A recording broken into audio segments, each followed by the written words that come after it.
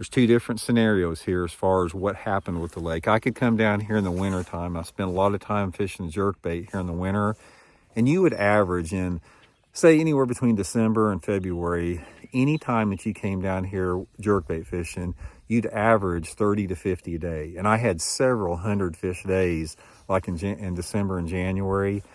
Over the past 2 or 3 years, specifically the 2 or 3 years, it has dwindled down to unbelievably tough. The last 2 or 3 years, we were averaging, you come up here, you'd catch maybe 8 to 15 a day.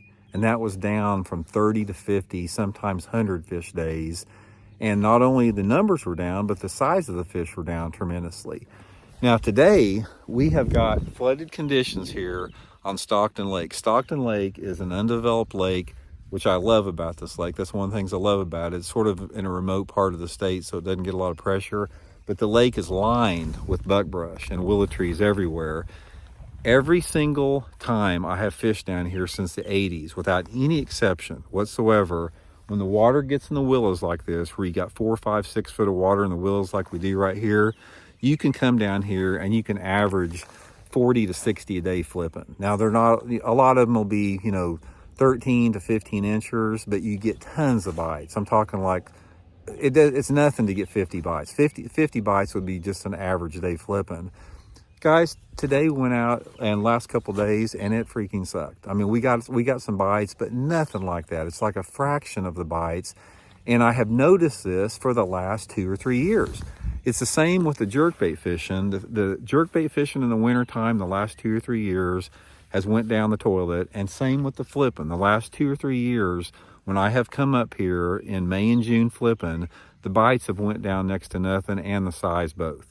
Now, I'm not saying there's not any more fish left in the lake, but it is a shadow of what it was, just 5 or 10 years ago.